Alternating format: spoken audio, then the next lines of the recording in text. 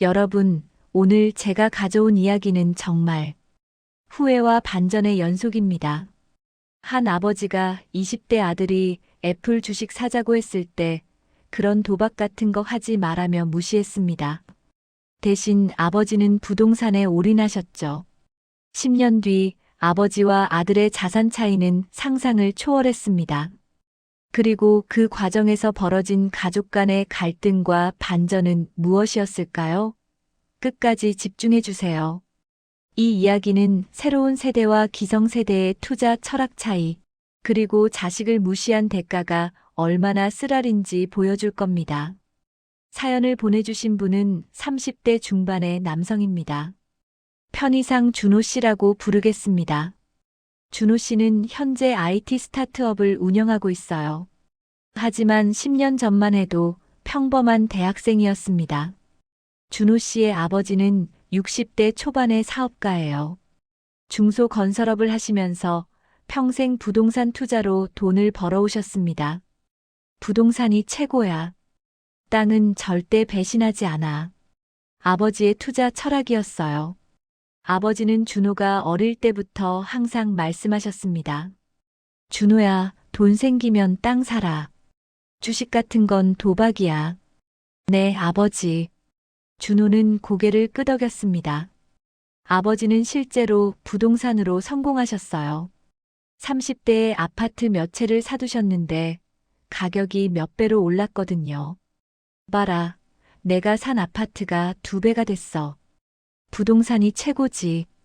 아버지는 자랑스러워 하셨습니다. 준호가 대학생이던 2011년 스티브 잡스가 세상을 떠났습니다. 준호는 애플의 열렬한 팬이었어요.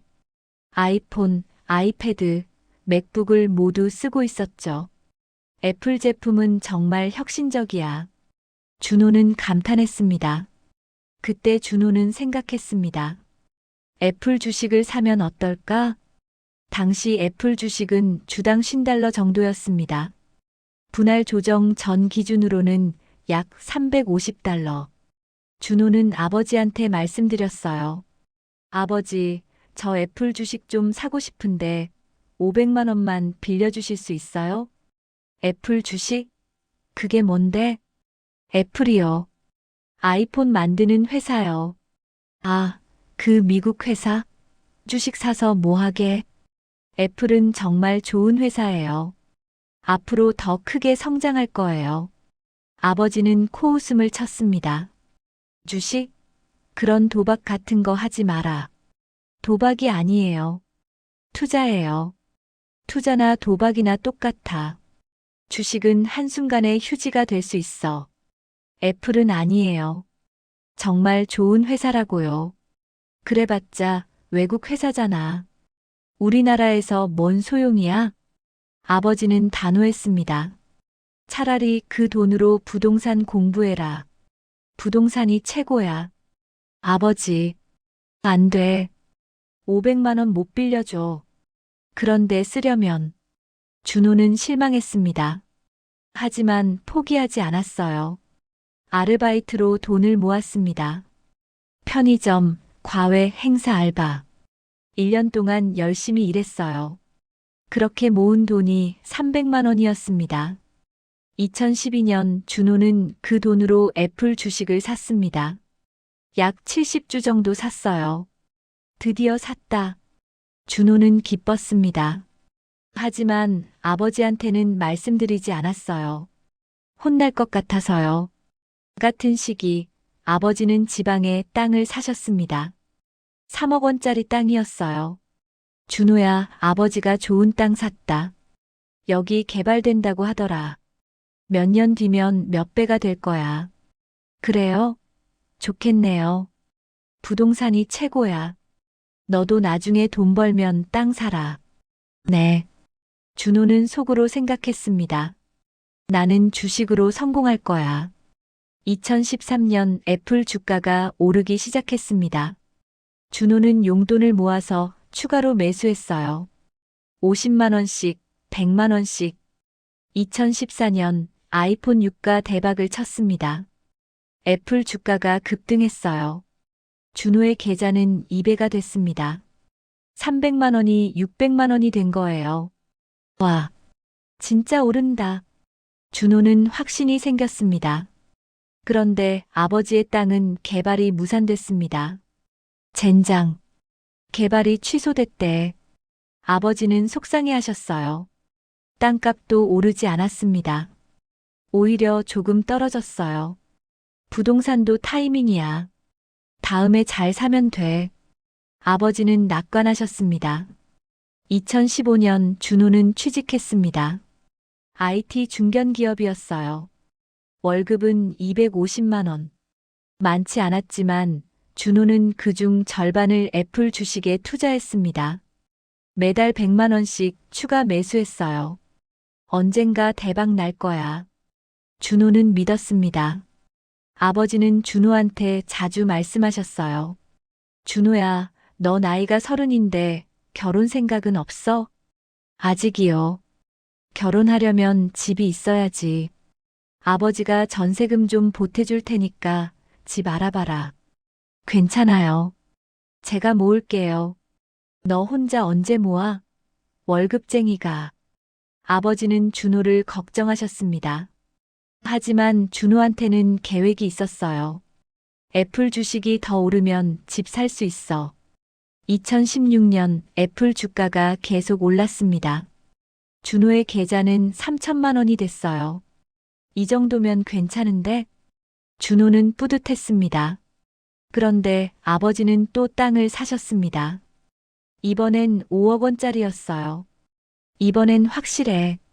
여기 10년 안에 개발된대. 10년이요? 너무 길지 않아요?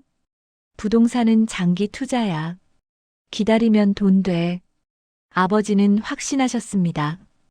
2017년 아이폰 X가 출시됐습니다. 애플 주가가 또 급등했어요. 준호의 계좌는 5천만 원을 돌파했습니다. 와, 진짜 대박이다. 준호는 믿을 수 없었습니다. 6년 만에 투자금이 15배가 넘게 불어난 거예요. 그때 준호는 아버지한테 말씀드렸습니다. 아버지, 제가 애플 주식 샀는데 5천만 원 됐어요. 뭐, 5천만 원? 아버지는 놀라셨어요. 네, 6년 전에 300만 원으로 시작했는데. 진짜? 그게 가능해? 네, 애플이 계속 성장했거든요. 아버지는 복잡한 표정을 지으셨습니다. 그래, 잘했네. 하지만 아버지는 여전히 부동산을 믿으셨어요. 그래도 5천만 원 가지고는 집 못 사. 부동산이 진짜 큰 돈이야. 아버지 땅은 얼마 됐어요? 아직 안 올랐어. 근데 10년 기다리면 돼. 준호는 고개를 끄덕였습니다. 2018년 준호는 퇴사하고 스타트업을 창업했습니다. 아버지, 저 회사 그만두고 창업할래요. 뭐, 미쳤어? 안정적인 직장 두고 제가 하고 싶은 일이 있어요. 안 돼. 창업은 망하기 쉬워. 아버지는 반대하셨습니다. 하지만 준호는 결심했어요. 그리고 애플 주식 중 절반 3천만 원을 팔아서 창업 자금으로 썼습니다. 넌 항상 내 말을 안 듣더라. 아버지는 실망하셨습니다. 준호의 스타트업은 힘들었지만 서서히 성장했어요. 그리고 남은 애플 주식은 계속 보유했습니다. 2019년 애플 주가가 또 올랐습니다. 준호의 남은 주식 2천만 원어치 3,500만 원이 됐어요. 2020년 코로나가 터졌습니다. 주식시장이 폭락했어요. 애플도 한때 30% 하락했습니다. 아버지가 전화하셨어요. 준호야, 주식 떨어졌지? 내가 뭘 했어? 주식은 위험하다고. 괜찮아요. 다시 오를 거예요. 에이, 그러다 다 잃어. 하지만 준호는 팔지 않았습니다. 오히려 추가 매수했어요. 코로나 끝나면 애플 더 오를 거야. 과연 준호 예상이 맞았습니다. 코로나 이후 애플이 폭등했어요. 재택근무가 늘면서 맥북, 아이패드 수요가 급증했거든요. 2021년 준호의 애플 주식은 1억 2천만 원이 됐습니다. 그리고 창업한 회사도 시리즈 A 투자를 받았어요. 50억 원 규모였습니다. 준호의 지분은 40%였으니 20억 원 가치를 가지게 된 거예요. 아버지, 저희 회사 투자 받았어요. 50억 원이요. 50억? 진짜? 네, 제 지분 가치가 20억쯤 돼요. 아버지는 경악하셨습니다. 그리고 애플 주식도 1억이 넘었어요. 1억? 네, 처음 300만 원이 지금 1억 2천이 됐어요. 아버지는 할 말을 잃으셨습니다.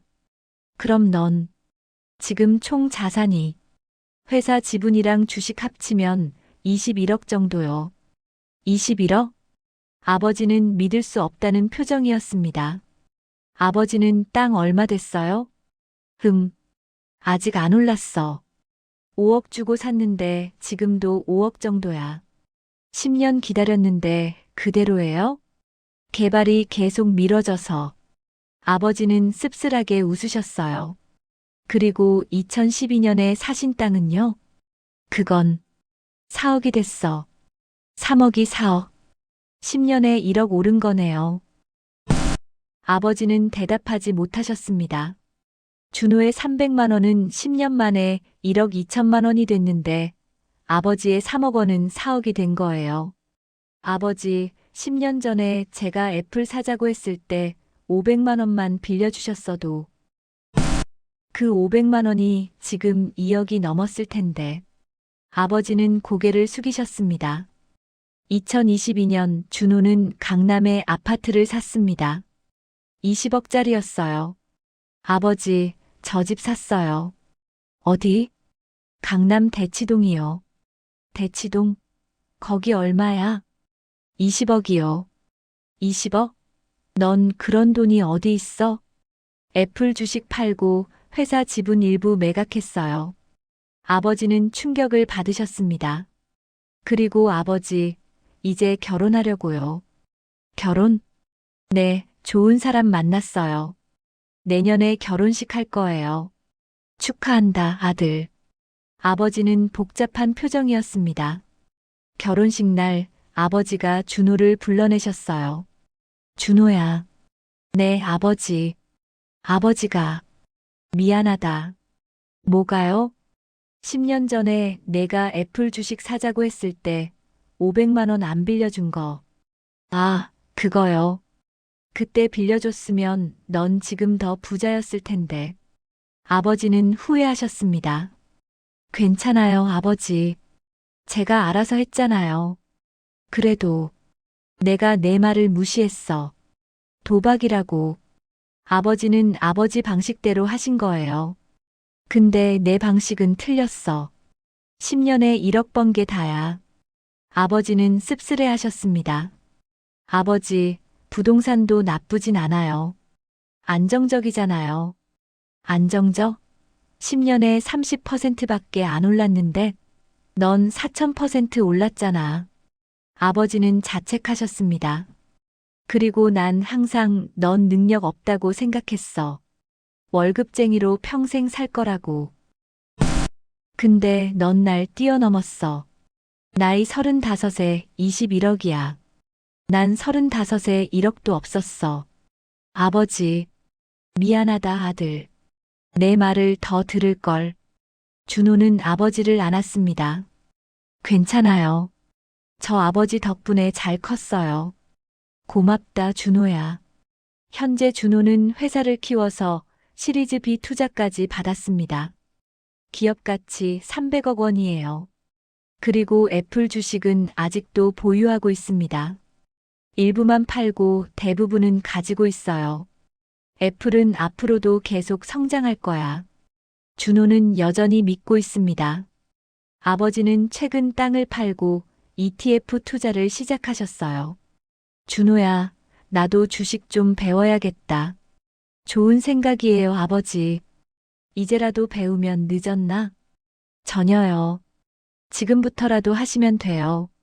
준호는 아버지한테 투자를 가르쳐 드리고 있습니다. 여러분, 이 이야기를 들으면서 어떤 생각이 드셨나요? 아버지는 자신의 성공 경험에 갇혀 있었습니다. 부동산으로 성공했으니 그것만이 답이라고 믿었어요. 하지만 세상은 변합니다. 새로운 기회는 새로운 곳에 있죠. 준호는 새로운 세대였습니다. 애플의 가능성을 믿었고 10년을 기다렸어요. 이 이야기의 교훈은 명확합니다. 첫째, 기성세대의 조언이 항상 옳은 건 아닙니다. 시대가 바뀌면 투자 방식도 바뀌어요. 둘째, 자신의 판단을 믿으세요. 준호는 아버지 반대에도 자기 길을 갔습니다. 셋째, 장기 투자의 힘은 위대합니다. 300만 원이 10년에 1억이 됐어요. 넷째, 부모라고 해서 자식 말을 무시하면 안 됩니다. 때로는 자식이 더 현명할 수 있어요. 여러분은 어떻게 생각하시나요?